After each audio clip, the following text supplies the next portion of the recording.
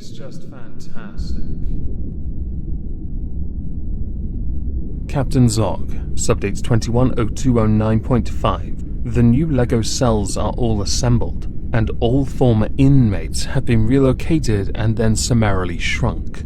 It's still within the brig, the ISO cubes that is, but we can now definitely hold 5,000 LEGO blocks.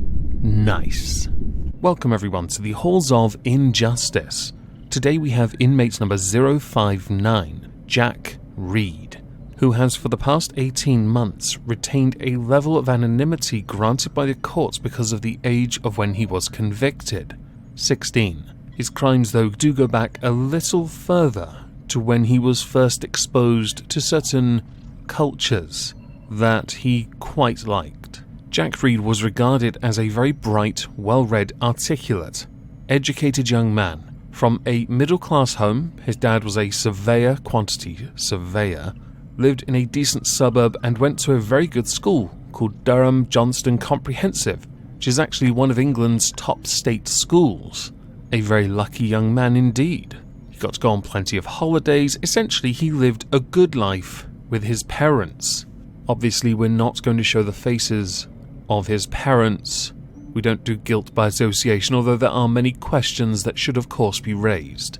Some of his crimes I don't fully support in the sense of conviction-wise, but don't worry, there is one that comes up later on that undoes everything and guarantees the sentence he got is incorrect. My sentence is superior. And yes, he'll go into one of these. It's been partially shrunk down so I can show it to you on the screen. You lucky people. This particular version of the ISO cubes, the permanent replacement to this, was made by Feldy. Feldy's website is linked down below. She is very, very talented. And I especially love what you did with the toilet seat.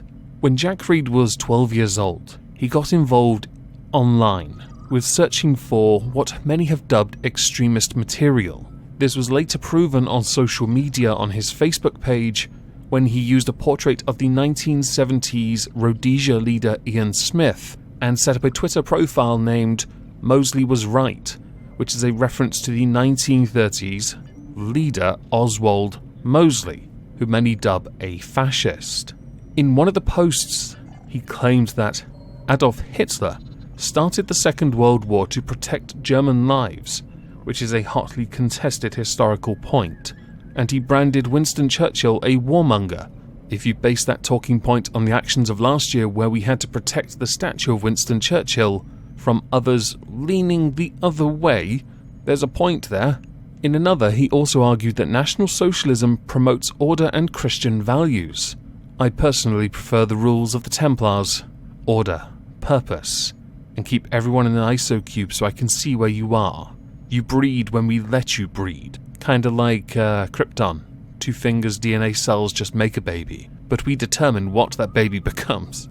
At the age of 14, so 2 years after he looked at, air quotes, extremist material, he was referred to the government's Prevent De-Radicalization program. Because of that, he was kept under observation by the local police.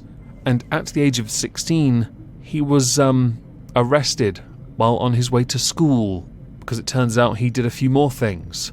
When he was arrested, they noticed in his pocket he had a note, and it read, "Killing is probably easier than your paranoid mind thinks. You're just not used to it. Most were caught because they got sloppy," which is a rather unusual note to carry, although to be honest I don't really care about it too much. Again, it's just a note with some edgy comments on. The police then got a warrant and searched his family home, his room being the hot topic. In his room, they seized his laptop and a manifesto. This manifesto, Storm 88, which actually doesn't mean 88, it's 8. 8 being the 8th letter of the alphabet, so H. Now I wonder if any of you lovely bright sparks in my audience, hello, can work out with the iconography and the picture of what looks like a rather sloppy chaplain with those same symbols for eyes, what HH stands for. No, the last word is not Hydra. In the second image there you see areas to attack. There are several areas in Durham worth attacking, and here is why. Post offices, cuts of communication. It says off in his handwriting, but they didn't translate it properly. Telephone wires, the exact same reason. Cell sites aren't on your menu then? Pubs, prevents degeneracy. Scares, angers laymen. Passport office, responsible for immigration. Oh boy. Bus station, large modem of transport for government workers. Schools, serve as centres of indoctrination for the youth. Council buildings, weakens their grip over the city. Banks, obvious reasons. These areas will maximise the impact of the attacks and damage the system the most.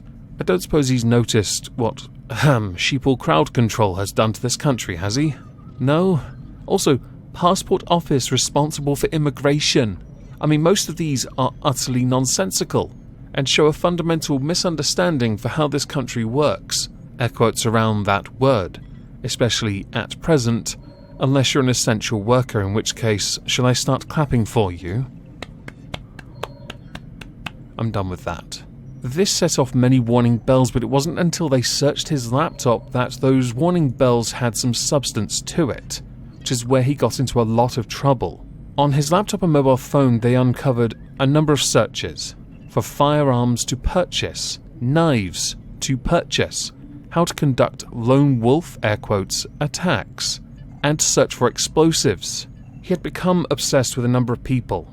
Timothy McVeigh, the Oklahoma bomber, Anders Breivik, and the Columbine high school shooters Eric Harris and Dylan Klebold.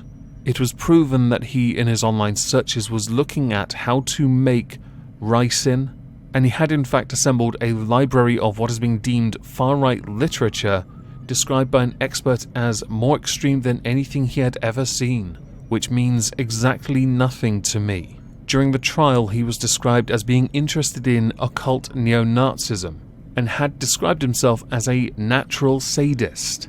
Last year, BBC Panorama identified a website that he had been using, and that the founder and other young members had agreed to provide Reed with the chemical ammonium nitrate. They were also exposed. In fact, a number of people related to this after a lengthy investigation were also sentenced, 6 people I believe in total. Other searches also included GRAPE and children, and he had in fact written about wanting to commit certain violence of the more sexual variety against those people. We'll again get back to that in a moment. In court, Jack Reed was exposed for having detailed plans to firebomb a number of synagogues as part of what he believed was an upcoming race war. Understandably, after the trial, he was found guilty of 6 charges. The more notable 2 were for preparing acts of terrorism and disseminating terrorist publications, for which he was sentenced to 6 years and 8 months. If it were not for the fact he planned to bomb a synagogue, most of this could have been speculative. But he had in fact planned this, and was found guilty quite quickly. But this isn't the end of the story for Jack Reed. Firstly, why did he have anonymity? Because he was 16 when he was sentenced.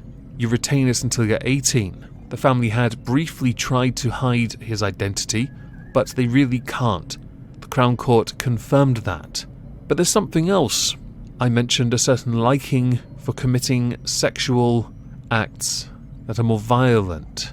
Well, last month, he was given a concurrent 18-month detention and training order for 5 counts of sexually touching a girl under the age of 13. Now, I don't care for concurrent sentences. I've made it quite clear that means they run at the same time as his current sentence. My view on it is, if you're going to go with the joke here of that being a sentence, you apply it to the 6 years and 8 months, which means his new sentence is 8 years and 2 months. But because, even though he's young, that last one, yeah, I'm not a fan of this. In fact, I take this one a bit more seriously. I think I've been very consistent when it comes to this. Castration, that's your additional sentence. Get in your ISO cube, someone go prep the shrink ray. We've got another one, boys. As we're done here, I'd like to know what you think about this. Please do let me know in the comments down below. If I don't see you on Twitch tonight, have a fantastic Tuesday and thank you all for listening.